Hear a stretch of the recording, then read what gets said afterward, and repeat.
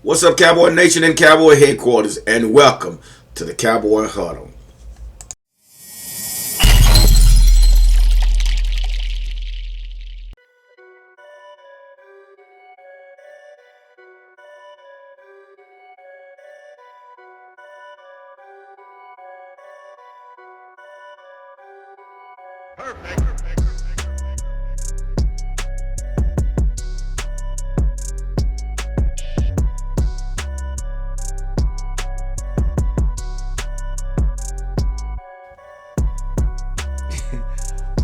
What's going on, Cowboy Nation and Cowboy Headquarters, and welcome to the Cowboy Huddle, where we come together, talk nothing but Dallas Cowboy talk amongst Dallas Cowboy fans. Before I get started, I just want you to know it happens. It happens. I had some technical difficulty. Can you imagine? I just got through. I was just recording, getting ready to do this video, and for whatever reason, I had technical difficulty and everything just shut down. And I'm sure I was probably about at least 8 minutes into the video. So anyway, it ain't the first time it happened. So, I'm used to it. But man, you put all that energy into creating these videos and put out there. You have a but anyway, let me start off by saying thank you to all my subscribers and all those that follow this channel, all those that leave their comments and make sure you like the video. And like I say, I'm just very grateful that you guys are being a part of this channel where we can come together and talk about our Cowboys. But so let's move right on into this. First of all, we want to say thank you to Jason Witten. Jason Witten has served 17 years into the NFL, and 16 of those years was with the Dallas Cowboys. And he is officially hanging up the cleats for good this time. On last year, he played with the Las Vegas Raiders, and he has decided to say, hey, guys, I appreciate it, but I'm done. Now, Jerry Jones has agreed to allow Jason Witten to sign a one-day contract with the Dallas Cowboys to retire as a Dallas Cowboy. And you and I both know that he will be a Hall of Famer. This guy here is a great guy. And the reason I say he's a great guy because due to the fact that when my son was playing with the Cowboys in his first year, his rookie year, and my son, he played outside linebacker. And so there was several opportunities for my son to go up against Jason Witten. Jason Witten taught him a lot about the game and things like that.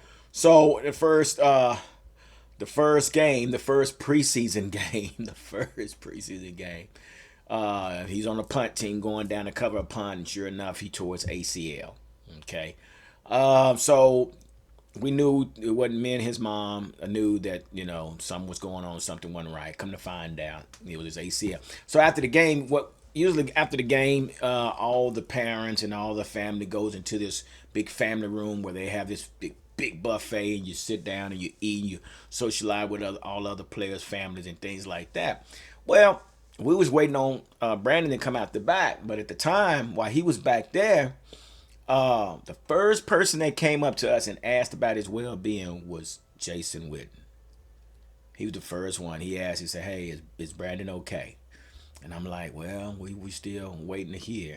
And he said, man, I sure hate that. He said, I'll be checking up on him, and he was wishing Brandon the best. But that basically opened the door to a friendship with him and his family and things like that.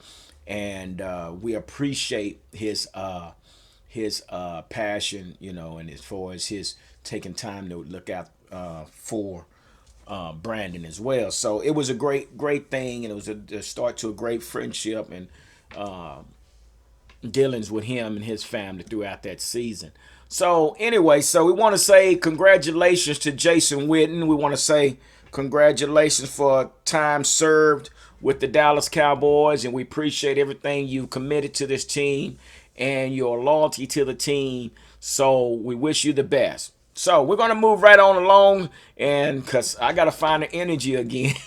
I got to find the energy. Because I was so excited about this video, because basically, let me say what has been happening. So I've been watching the Senior Bowl. the Senior Bowl practices. So the Senior Bowl game is this Saturday. It's at 1:30, I believe 1:30, and it's going to be played down in Alabama. I think Southern Alabama University or something like. They got a new facility down there, or whatever.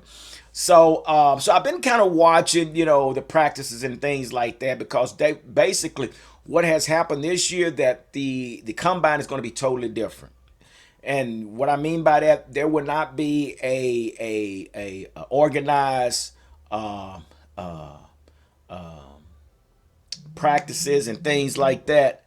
At That's my wife. Hold on, y'all. Yeah, babe. My video. Can I call you back when I finish? Yeah, call me back. Good Lord. All right. Love you. Bye. It never fails. It never fails. It never fails. Anyway,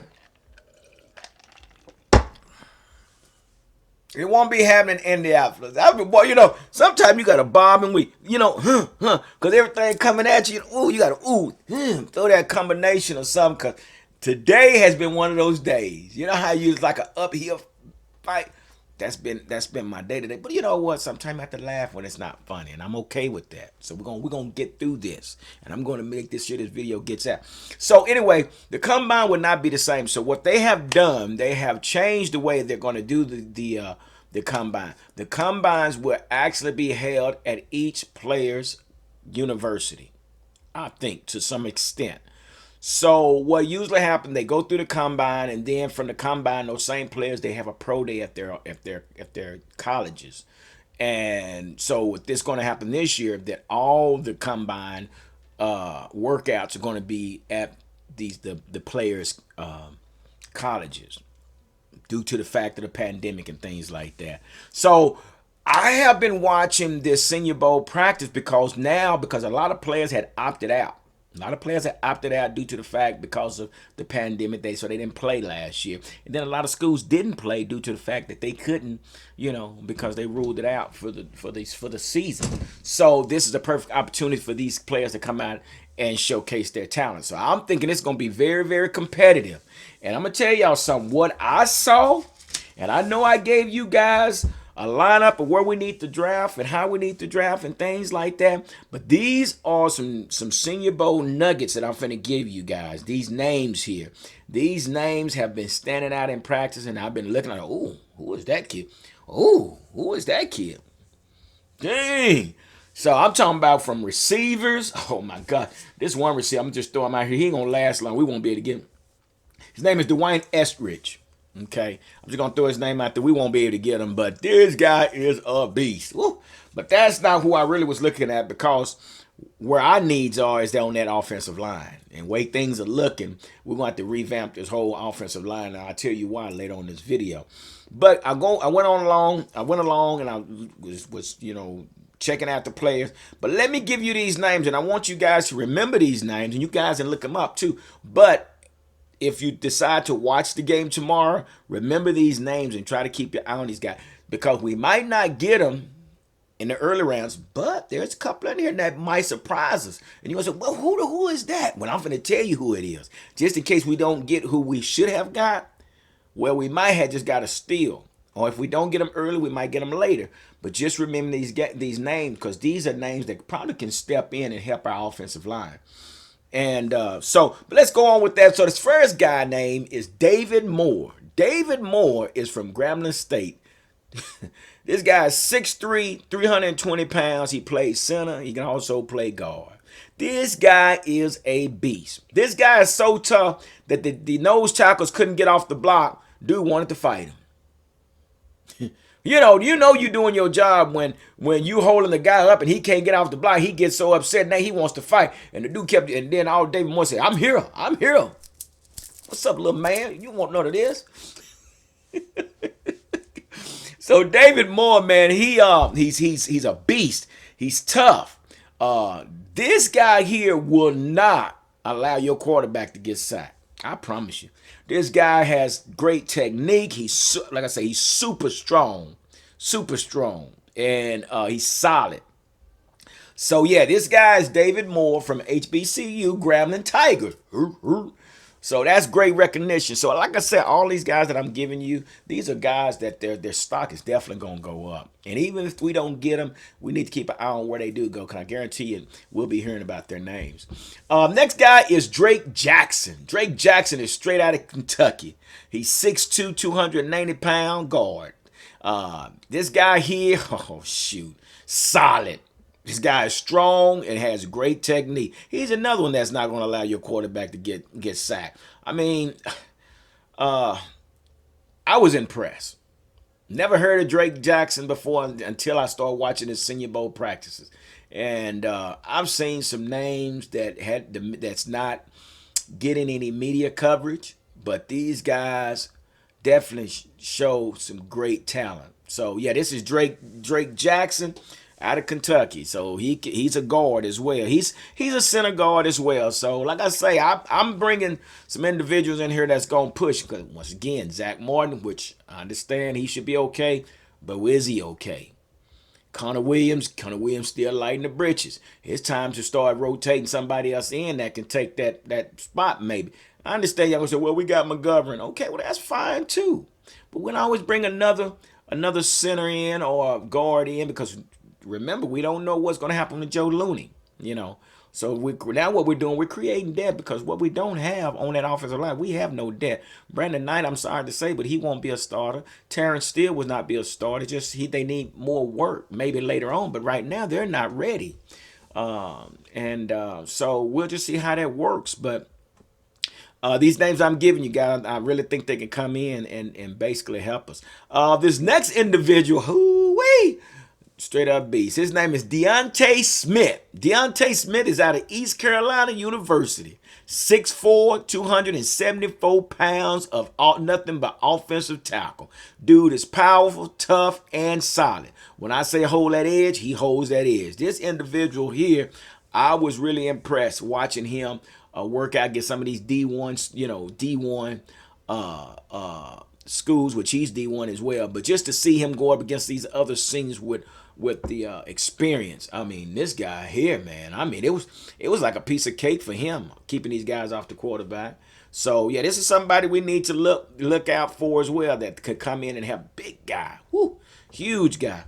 Now these next two guys I'm finna give you, man. Now these are definitely nuggets. These are definitely Senior Bowl nuggets. These two guys come from both of them. They come from small schools and they got the invitation to come and work out and play in the Senior Bowl.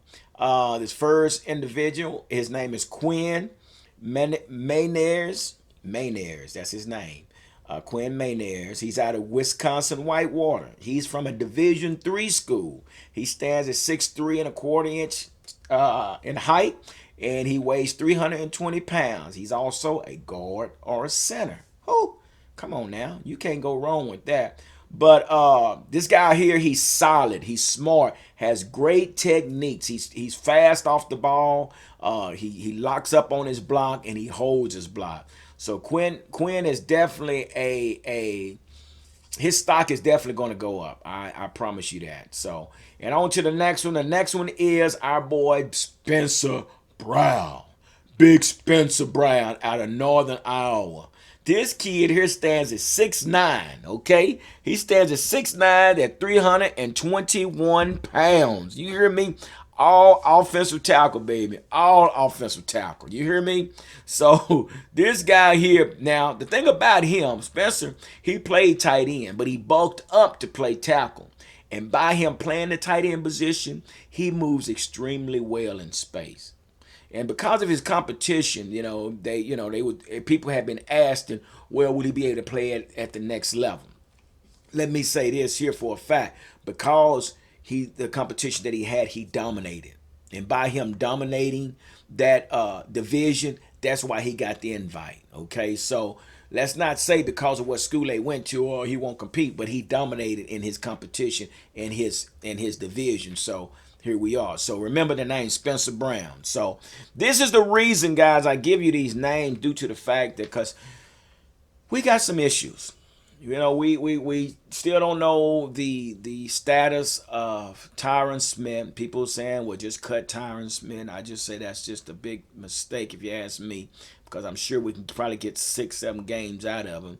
And while we're doing that, we're coaching up the next guy that's behind him, which could be Spencer Brown, or it could be Deontay Smith, or Alex Leatherwood, which I don't know. After watching Alex Leatherwood, these guys might be a bit little tougher than Alex Leatherwood. And y'all know how I felt about Alex Leatherwood when I told y'all about him. But again, I don't think I understand we're trying to free up cap space money and things like that, but we got some problems. I think we're going to do more restructuring, and I'm sure Zeke is more than willing to restructure his contract, as well as Amari. I don't know. We'll see. Zeke and some others. Jaylon. And we're going to get to Jaylon here in a minute. But, and not only that, though, I talk about Tyron Smith, but if y'all guys are not aware, but Lael Collins has been out, and we hadn't heard anything about his recovery or anything. Come to find out, if you guys didn't know, Lael Collins had hip surgery. And the question is will he be back as well as he was before? You know, could this be the change? Could this be the way? Could this change the way we draft? Let me say that. I don't know. We don't know. I mean, we haven't heard anything.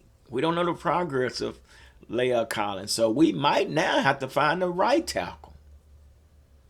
We might get 2 offensive linemen in the first round, or first or second round. Who knows?